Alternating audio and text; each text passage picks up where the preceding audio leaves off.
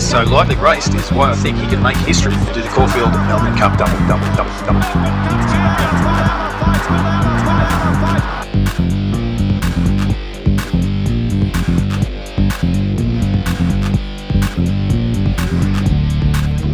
G'day World Wide Web, Lew Dub from Staying the Distance, the Melbourne Cup and Horse Racing channel. We are well and truly into Melbourne Cup season, just less than 7 weeks away from the race that stops the nation.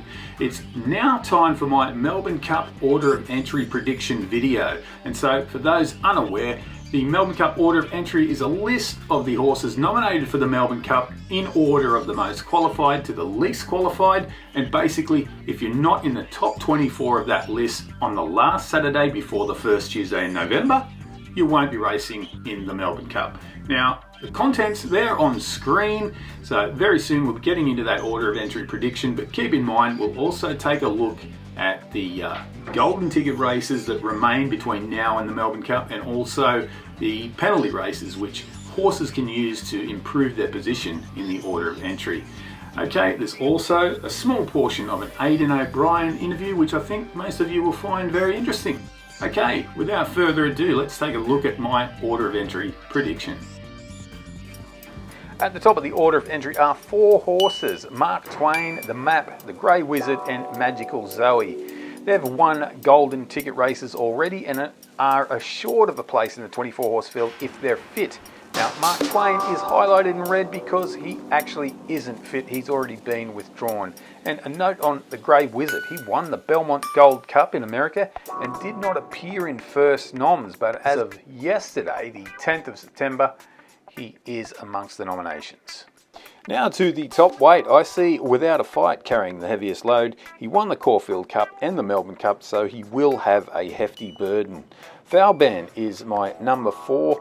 Though he failed in the Melbourne Cup last year, he won the Group 2 Lonsdale Cup this year, and previously Spanish Mission finished second in that race and then got lumped with 57 kilograms in the same year's Melbourne Cup. I have Via Sistina at 5th in the order of entry, but she is unlikely to race in the Melbourne Cup.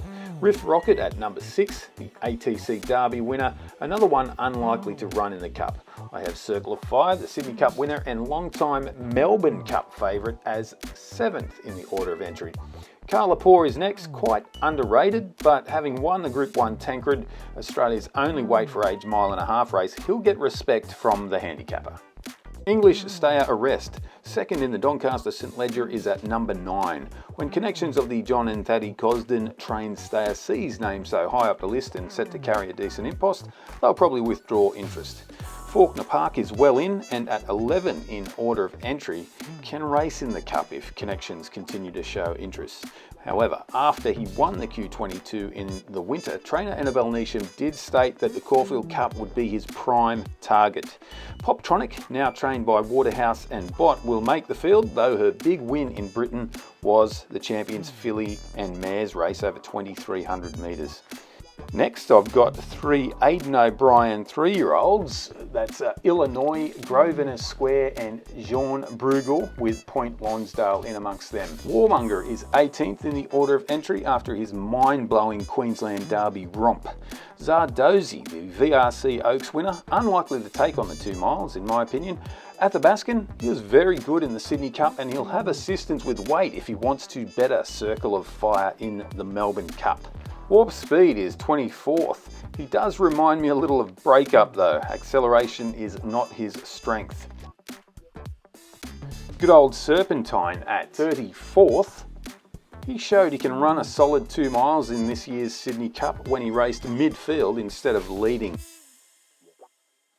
Sayadati Sadati, what a name. He's one of the Australian bloodstock fresh stock. He was 3rd in the Group 3 Gordon Stakes, a race often used by 3-year-olds who try their luck in the Melbourne Cup. Maharajan, the Auckland Cup winner, he is US bred. He failed in the Sydney Cup, but maybe he'd been a little overdone by that stage, a long prep. At 45 is another Aidan O'Brien runner, 3-year-old, maybe running in the Kiltman Stakes this Saturday. The Euphrates. Changing of the guard, another former Irish runner now here in Australia. He was third in the Group 2 Hardwick Stakes in 2023. Now he's trained by Chris Lees at Newcastle. And a last name worth mentioning as we get past the 50 mark, Shonan Bashitto, a Japanese runner. He will have to win a Geelong Cup or Moonee Valley Gold Cup type of race to make the Melbourne Cup field, but I believe he has a little more scope than his Japanese counterpart, Warp Speed. That said, he's had 7 starts this year.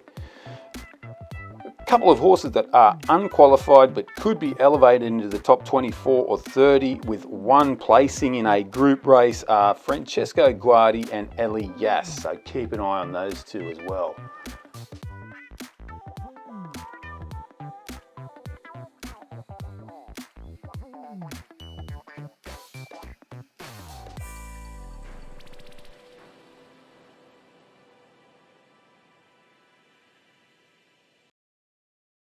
Let's take a look at these penalty races and golden ticket races. We start with the Archer Stakes. Win it and you're into the Melbourne Cup. That's this Saturday, 14th of September. It's the race that used to be on the weekend before the Cup, also known as the Hotham Handicap and a lot of other sponsored names. On Friday, the 20th of September, it's the Newcastle Cup. You can see also I've added the listed Boulder Cup. It takes place in Kalgoorlie. This is an exhaustive list. I've tried to find every race that meets the criteria of the VRC's Melbourne Cup penalty races. So that is any internationally recognised listed, group or graded flat race that if a handicap was 1600 metres or more, and if not a handicap was run over 2300 metres or more. Just before the first declaration payment is the Ansett Classic on a Sunday at Mornington. The Bart Cummings, another golden ticket race. I've highlighted them golden ticket races with the gold font. The Metropolitan on the same day as the Bart Cummings is the last race in New South Wales that can be used to improve your position in the order of entry. The Queensland Cup, last year Fancy Man won that. Then 3 weeks later competed in the Moonee Valley Gold Cup. It's becoming quite a handy stepping stone type race, the Queensland Cup. The Group 1 Caulfield Cup, another win and you're in race. And I'll skip past the Geelong Cup and Moonee Valley Gold Cup. They're obviously important races. I like the look of Cox Plate Day this year. There are 3 2,000 metre races. The JRA Cup and the Tessio could both fit the profile of Melbourne Cup warm-up races, a final hit-out for many that are already qualified. The Cox Plate has the asterisk next to it as runners cannot receive a Melbourne Cup penalty and improve their position in the order of entry. It's only the winner who can go into the Cup automatically if they're nominated and also if they actually want to. Finally, the Bendigo Cup on 30th of October. It may attract better runners now that the Archer Stakes is no longer on Derby Day. There is the Victoria Derby too, of course, and from my research there is only one locally trained 3-year-old nominated, and that is Nick Ryan's Red Aces. I'm sure if he won the Derby and pulled up well, the VRC would find a way to fit him in to the 24-horse field. Now for a little on Aidan O'Brien. He was recently interviewed by Sporting Life and he had a few interesting things to say about the Melbourne Cup and Racing Victoria's woke veterinary protocols that result in lots of horses being scratched from the Melbourne Cup. All being well, if it goes to plan at York in the Ebor, could he get his passport stamped and go down under perhaps? Yeah, he could. Like, obviously it's very difficult to get to down under. We, like all our horses, like Tower of London, Point Lonsdale, they all failed the vet to go down under last year. So none of them were passed. So it's a little bit ridiculous, really. The scans that they have to do are kind of over the top. And like those horses, as everyone can see, raced in Dubai, they raced in Saudi, they raced in Qatar, all through the winter, and they didn't pass. So it's difficult. But the unusual thing about it is sometimes they fail this year and they might pass again next year, you know. So it's probably a little bit over the top. Will it put you off sending listen, what we or do, attempting to send horses? What we do, Ollie, is we entered all the horses again this year. They'll go through the scans, and if they pass, they pass, and if they don't, they don't. Well, there it is. I know a lot of people commented on this channel that they wanted to see Tower of London running in last year's Melbourne Cup, and I don't remember it coming out last year that Tower of London failed to pass Racing Victoria's woke veterinary protocols.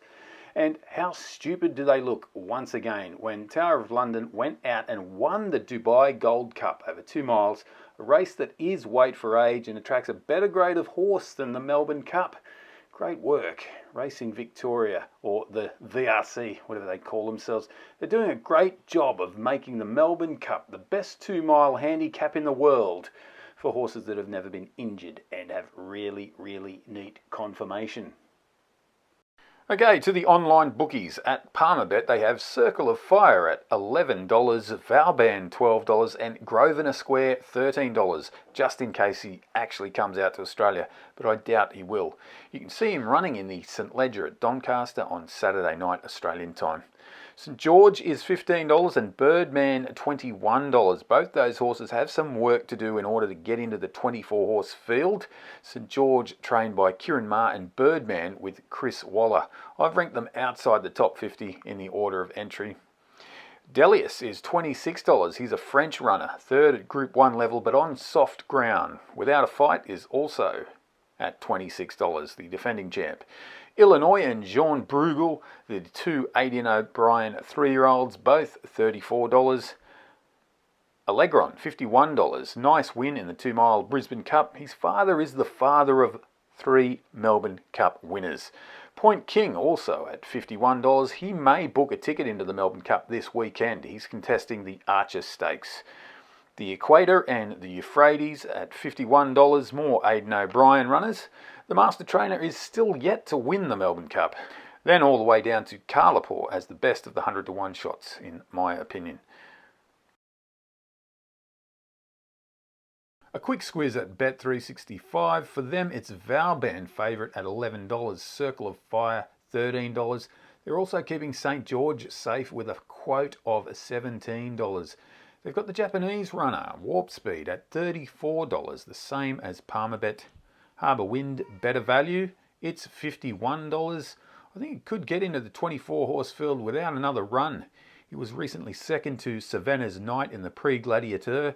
You can see that race on this channel too, by the way. Hip Hop Deloire is also $51. If you remember, he was very unlucky in the Ebor handicap. He will need to do something special to make the field though. Sayadati, better value at Bet365, $51 as opposed to $34. Also Allegron, better value at $67.